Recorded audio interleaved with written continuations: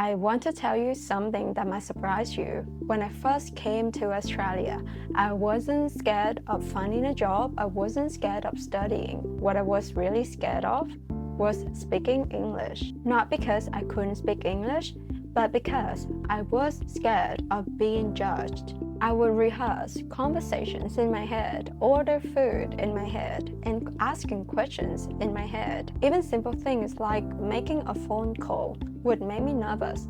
And if you are from an Asian background, there's a good chance that you've experienced this too.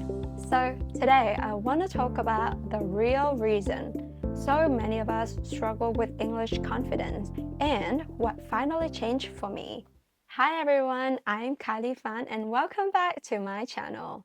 If you are new here, I am an international student in Australia on the way to permanent residency, work visa 482. And today's video isn't about sponsorship, it's about English confidence. Because after years living in Australia, I realized that most people don't have English problem. The problem they have is the confidence to speak in English. I remember something very funny, that I could understand lectures, I could understand Netflix, I could understand my co-workers, but whenever it's my turn to speak, my brain stopped working. Has that ever happened to you? When you know the answer, you know what to say, you know how to express it, but the moment when everyone looks at you, your brain stops working. You panic. Why? Because speaking isn't about language. Speaking is public, and public means that people can judge you. Most of us grew up in environments where making mistakes felt dangerous. At school, mistakes cost marks. In class, speaking incorrectly could be embarrassing. Many of us learned that making mistakes equals failure. So when we speak English, we are not just speaking, we're risking embarrassment. That's why confidence felt so difficult. But it is not so true. You are learning through practicing. You are speaking a different language in a completely different country. That is already a huge achievement, something that many people can't even attempt, including some native speakers here in Australia. And I noticed the hidden pressure that Asians put on themselves. I am a Vietnamese, grew up in Vietnam, so I want to share a little bit about my background. In Vietnam, we communicate entirely in Vietnamese. English is something that we learn at school and mainly use for communicating with foreigners. Because of that, even though I had really good grades in English at school, but everything was totally different when I first arrived to Australia. I still remember landing at the airport and having the border officer ask me casually, "How you going, mate?" And honestly, I had no idea what he was saying.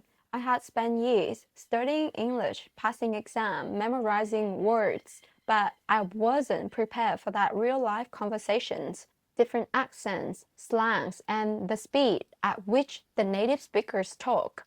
For the first few months, I was constantly panicking. I started questioning myself and thinking, maybe I wasn't good enough. Maybe I couldn't actually speak English. But looking back now, that wasn't true at all.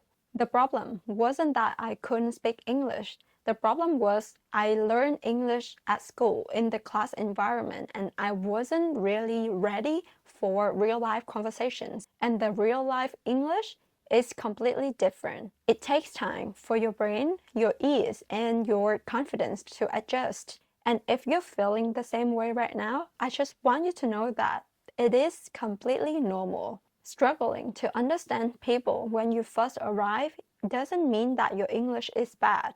It means that you are still adapting to the new English environment. Moreover, the reason for many Asians feel so self-conscious about the English because they want to communicate perfectly. Think about it. When a native speaker make a grammar mistake, nobody cares. But if we make a grammar mistake, we would remember it for 3 days. We play it in our head non-stop. We think, why did I say that? That sounded stupid. I should have said it differently. But perfection is actually the thing holding you back. Because confidence doesn't come from speaking perfectly. It comes from surviving imperfect conversations over and over again. The people who appear confident are not necessarily better at English. They're just less afraid of making mistakes. If you found this video helpful, please consider giving it a like and subscribing to my channel. It really helps support my work and allows me to create more content like this the day I stop caring about my accent. Let's talk about accents because I know this affects a lot of people. I used to think maybe if I sound more Australian, people will respect me more. But one day I realized that Australians have accents, British have accents, Americans have accents, everyone have accents. Accent isn't a problem. It's evidence that you learn another language, and that is so impressive. So imagine meeting a foreigner who is trying to speak your language. Would you judge them? Or would you admire them for have the courage to learn and speak another language? Most people will respect the effort that you are making, so why don't you giving yourself the same respect? The biggest lie we tell ourselves. I used to think that once my English becomes better, I will become more confident. But that's backwards. Confidence doesn't come after action. It comes because of action. Thinking about riding a bike, you don't become confident first and then ride. You actually ride first, badly. You wobble, you fall, and then eventually confidence appears. And English works the same way. The people who seem confident today weren't born that way. They simply had thousands of awkward conversations before you saw them. So please don't fear of making mistakes. You have to practice and you refine yourself over time. So what actually helped me to become more confident speaking English? I'm not saying that I can speak English perfectly. I still make mistakes. But I'm proud to say that I can now communicate confidently, hold conversation, and present in English without constantly thinking about my mistakes. So I hope my tips help you too. Number 1, stop focusing on grammar. Focus on communication instead. People don't remember your grammar mistake. They remember how you make them feel. The goal of communication is understanding. So if people understand what you are trying to say, you are already succeeded. Of course, improving your grammar is important, but don't let the fear of making mistakes stop you from speaking.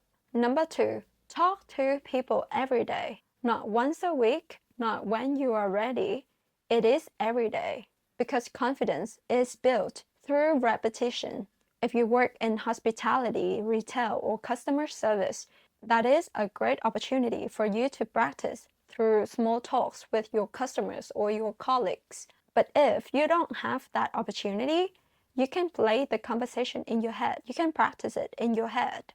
Imagine different situations. Think about how you would respond, and then refine your answer. The more you practice, the more natural your English will feel. Number 3, record yourself speaking. I know it feels so uncomfortable. I hated hearing my own voice at first because it sounds so silly. But it's one of the fastest ways to improve your grammar, your accent, your pronunciation, and your confidence overall. When you listen back, you notice things that you will never catch while speaking. And that's where real improvements happens. Number 4, accept that awkward moments are part of the process. Sometimes you will misunderstand people. Sometimes they will misunderstand you. Or sometimes you say something very weird by accident. And that's okay. It's not a sign that you are failing. It's a sign that you are learning. Every person who speaks a second language, they've gone through these moments. And trust me, most people are not laughing at you. In fact, they're usually impressed by what you are doing. You're doing things that take courage. You're speaking another language. And every awkward conversation is one step closer to your confidence. For anyone feeling insecure right now, if you're watching this and feeling embarrassed about your English, I want to remind you of something. You moved countries, you left your comfort zone. You are building a life in a language that isn't your first language. That already requires courage, and most people never have to do that. So give yourself some credit. You are doing something difficult. And every conversation that you have is proof that you are getting stronger. If there's one thing that I want you to remember from this video, it is, don't wait until your English is perfect, because perfection never comes. Confidence comes from speaking before you are even ready. One conversation, one mistake, one awkward moment, and one day you'll look back and you realize that the thing that you were so scared of no longer scares you anymore. Leave a comment below. What is the biggest thing that makes you nervous when speaking English? For me, it used to be phone calls. I would love to hear your experience. And if you are an international student or a migrant building your future here in Australia, make sure that you subscribe, because that is exactly what this channel is about. And I'm Kylie. I'll see you in the next video. Bye!